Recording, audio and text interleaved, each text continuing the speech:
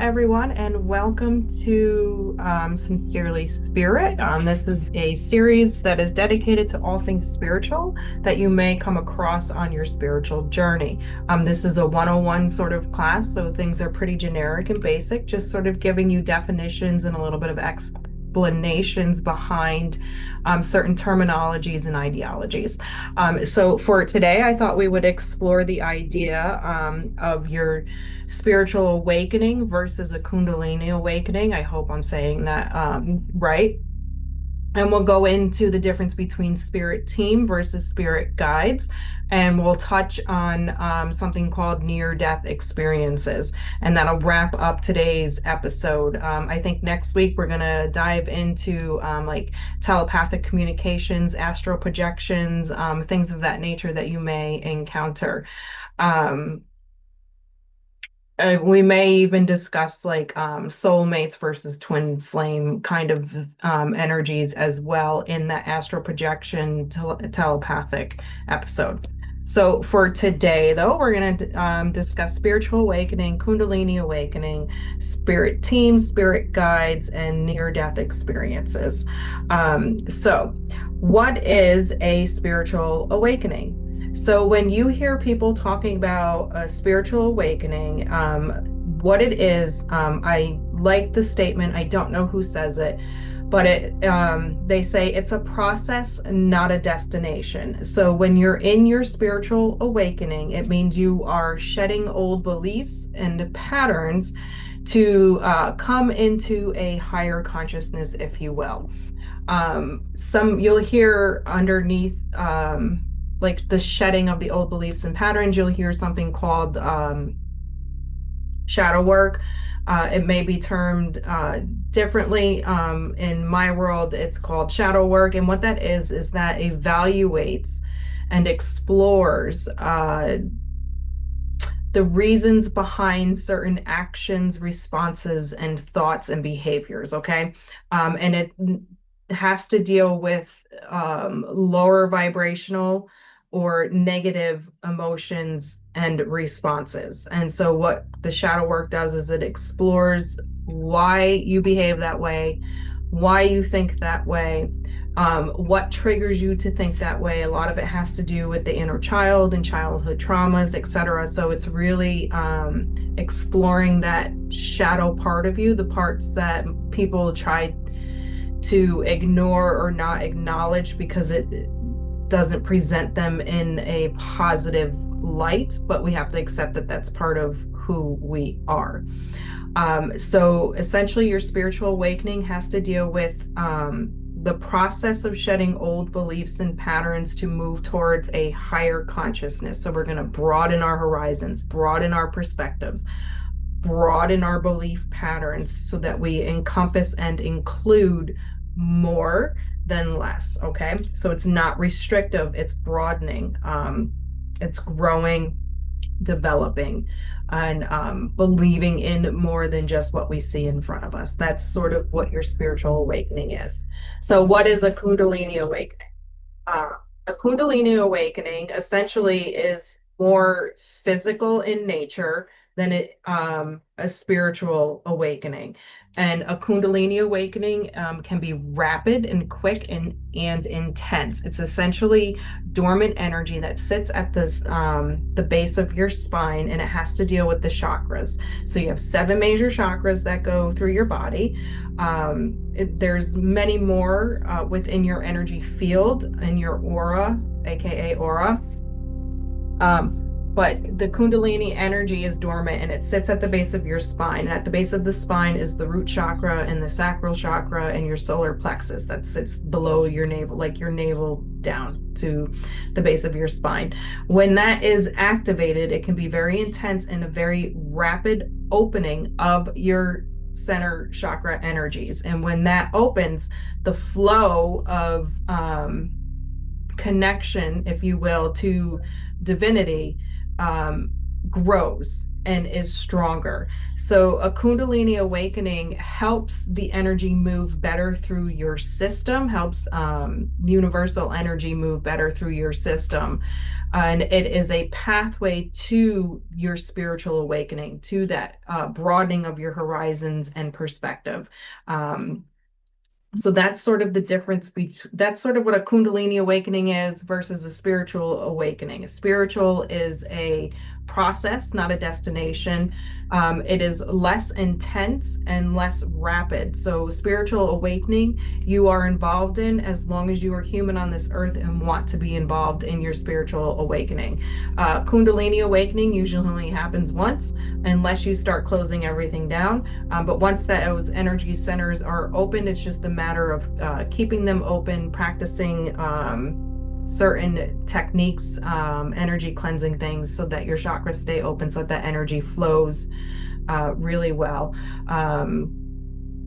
And a Kundalini awakening is usually a rapid and intense experience, and it is physical. So you will have physical symptoms. A spiritual awakening, you don't always necessarily have physical experiences, but people do, like the ringing in the ears, the chills because you're connected to spirit.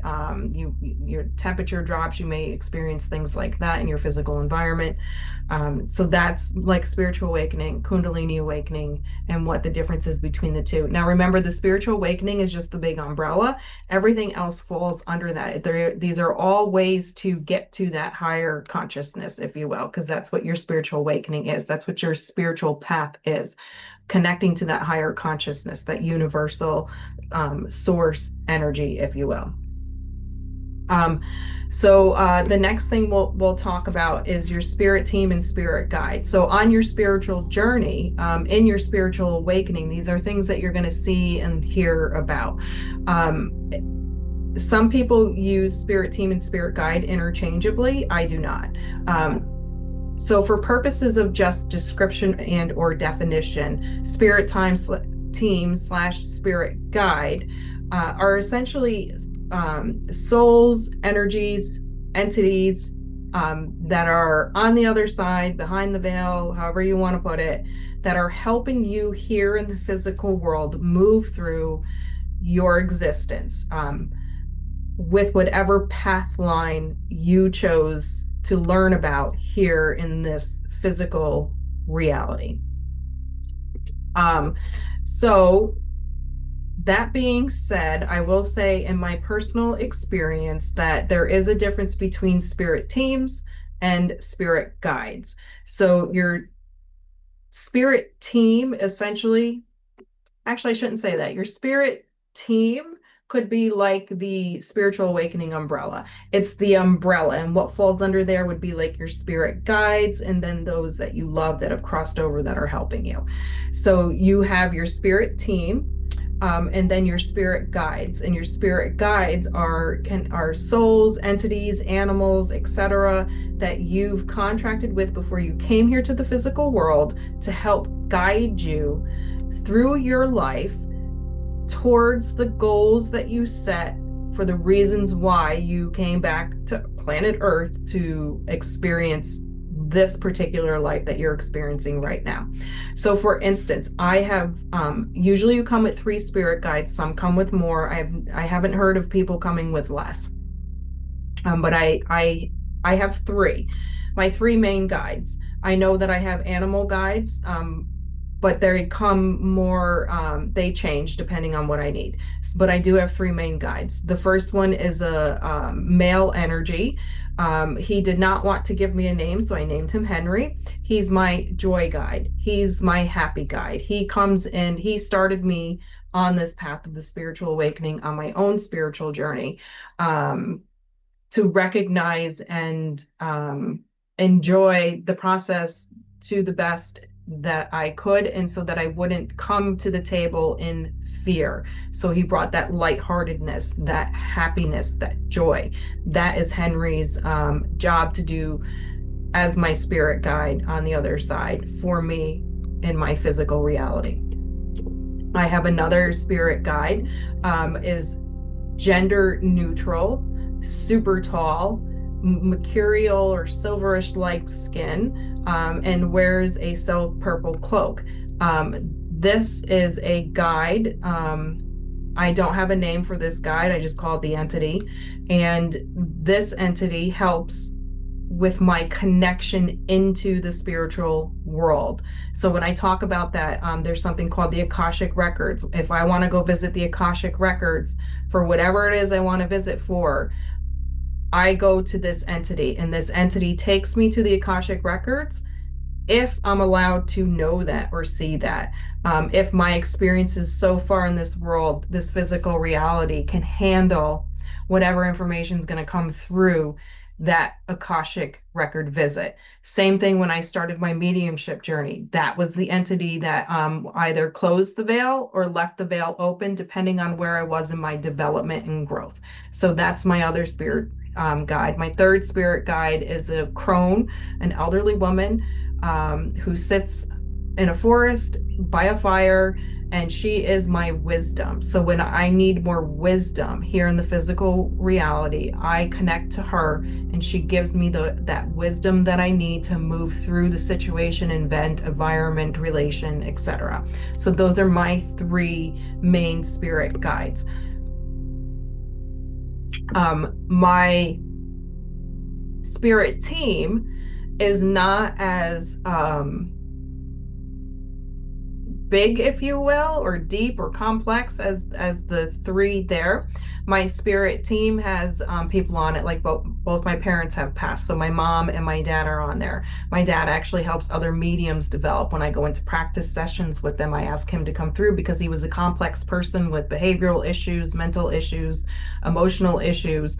So he's a really good learning point for mediums who are developing. My mom comes in, and she's on my spirit team to remind me to have fun and enjoy life and live life and be honest and open with myself and fair in my interactions.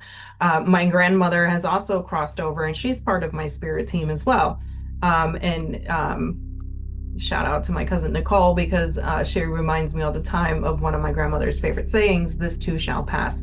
So when my grandmother comes in, I know that I'm overreacting to situations, and I need a little bit of a reminder that I'm overreacting to that situation. So that's sort of the difference between spirit team and spirit guide, even though they sort of fall under the same umbrella of spirit team, but that's what mine are made up of. So my spirit guides are guides, entities, souls, energies that I contracted with before I came here to the physical reality. The spirit team is essentially the connections I've had here in the physical world with energies, people that have transitioned over. And then, of course, I do believe that we all have animal guides as well. I'm usually have an elephant and a giraffe that come through quite often for me. Although lately I've had a deer coming by my house, and I live in the suburbs, and rabbits in my backyard, and I have crazy wacky dogs. So I believe that everything is a sign, symbol, message from source, universe, etc. So that's your spirit guide versus spirit team, even though it sort of does all fall under the spirit team umbrella, if you will. So when you hear people talking about their spirit team, they're probably talking about guides and or loved ones who have transitioned over and are part of their team, helping guide them, support them, uplift them in times of need. So one is more about guiding you, directing you. They don't get involved with your emotions per se.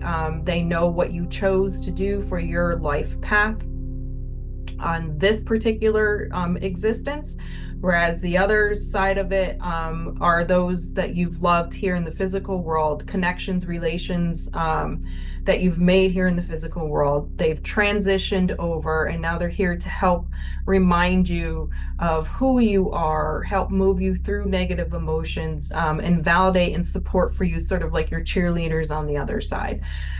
So that's spirit team, spirit guides. Now actually, I do want to throw in there a little bit about earthbound spirits, because you will hear about this, and what are earthbound spirits.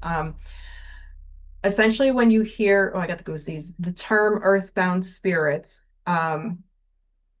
what they're talking about is energy that's left behind in certain areas, or really anywhere. Um, a lot of people believe earthbound spirits are souls that are sort of trapped here in the physical world and they can't transition over. Um, so when you hear earthbound spirits, that's usually what people are talking about. This is a very sensitive subject because there are religions that teach that if you sin, you won't cross over. If you do this, you won't transition. If you do this, you can't make it there. Straight down to even in Egyptian time, part of the reason why they buried you with your trinkets and treasures to help you move through the other side. If you didn't have the right burials, you wouldn't transit. Like there's just so many things, and this is part of the history of how earthbound spirits still exist and where they came from. Okay.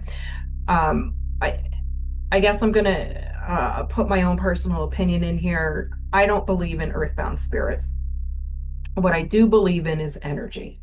And what I believe what people are experiencing is the energy of that person, the energy of that group. So, say you go to an insane asylum and it's supposed to be haunted. What you're actually experiencing is the energy that's compounded and left over from the souls that were there, and then your energy is feeding into, oh, I got the goosies, feeding into that energy. So the fear you're bringing, the anticipation you're bringing, the anxiety you're bringing, the excitement you're bringing feeds into that energy. Um, and so now you have a situation where this place is haunted, and people believe that the spirits that are haunting this place are earthbound. They're not earthbound. It's all about the energy. Um, and negative energy tends to be stronger than positive energy, and negative energy tends to be more um, relatable than positive energy.